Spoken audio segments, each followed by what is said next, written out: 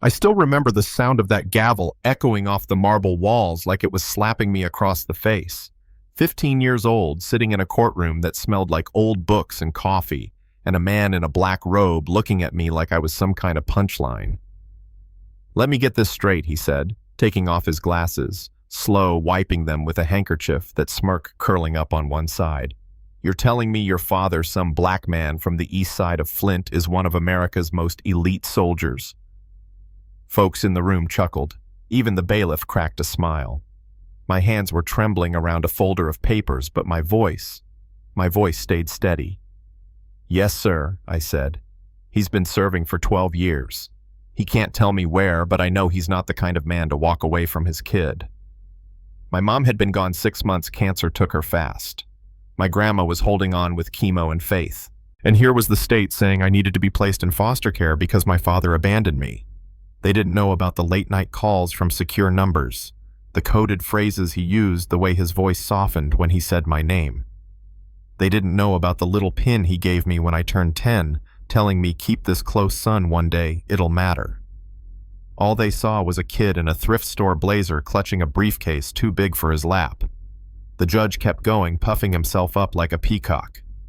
"I served 25 years in the Navy," he bragged. "I know SEAL commanders by name, and there is no soldier called Marcus Walker in their ranks. You've been watching too many action movies."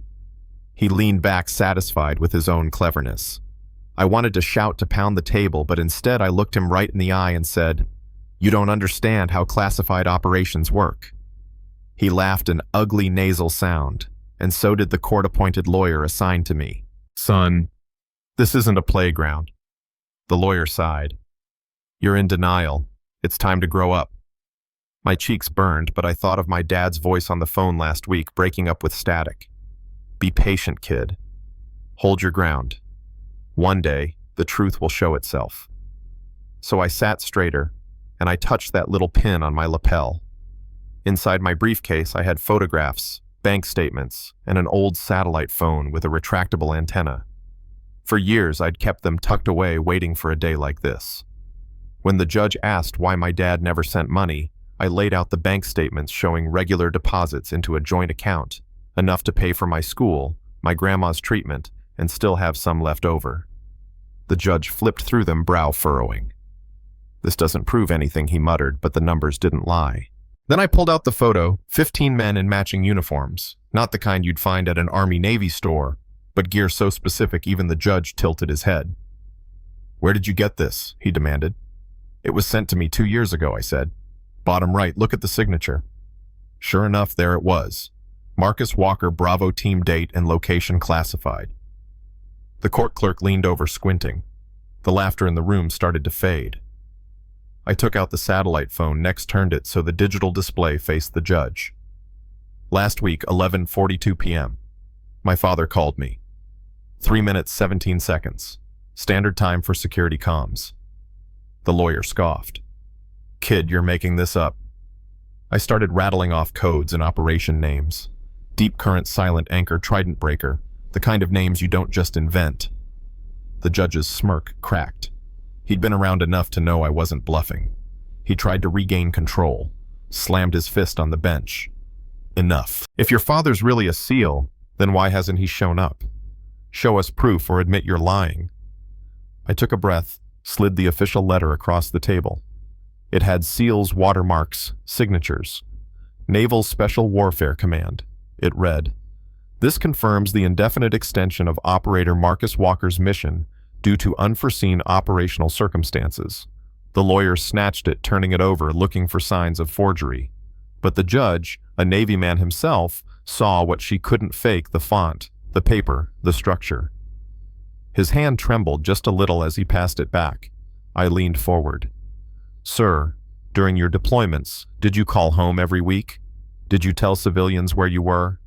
The question hit him like a jab to the ribs. His eyes flicked down. "That's different," he muttered, but we both knew it wasn't. My father had told me to hold the line until the right moment. That moment was now.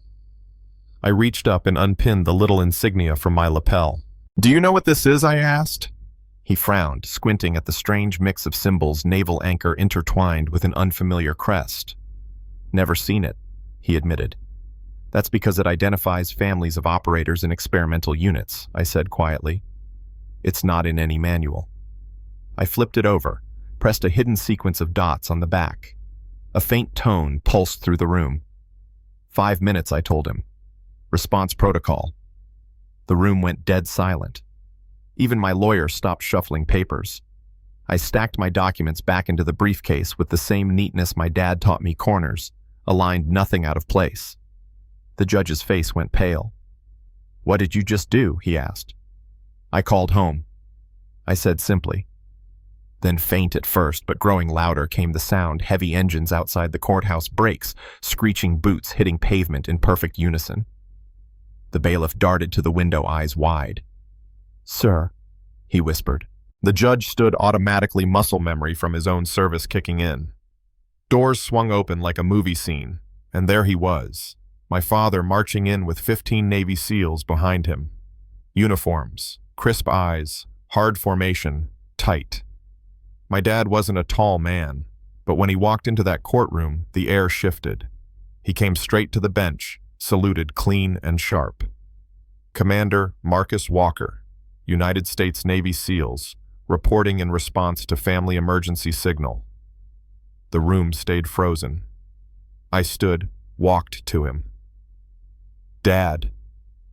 I said, all the years of doubt and ache wrapped in that one word.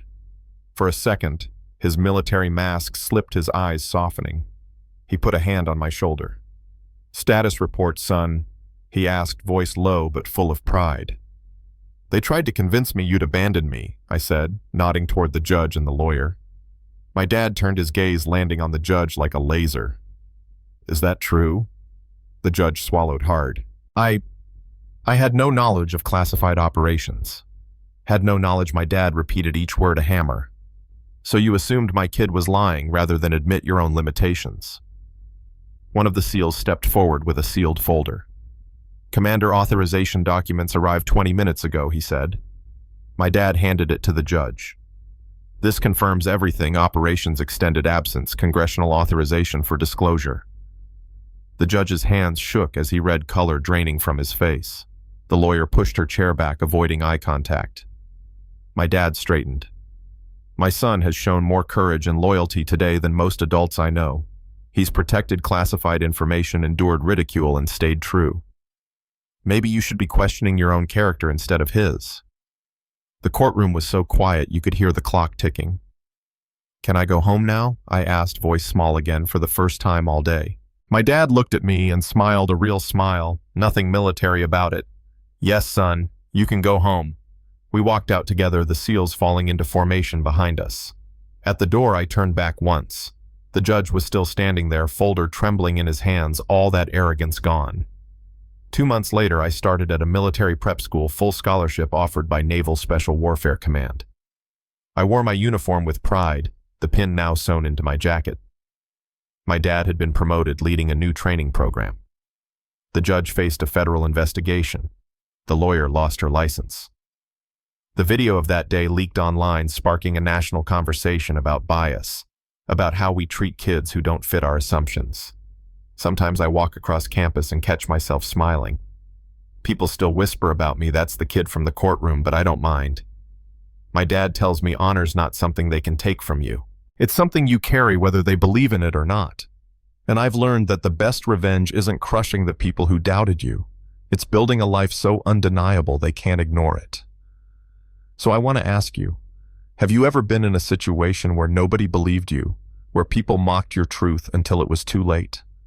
What would you have done in my place? Drop your thoughts in the comments. Let's talk about prejudice, about rushing to judgment, about what justice really means.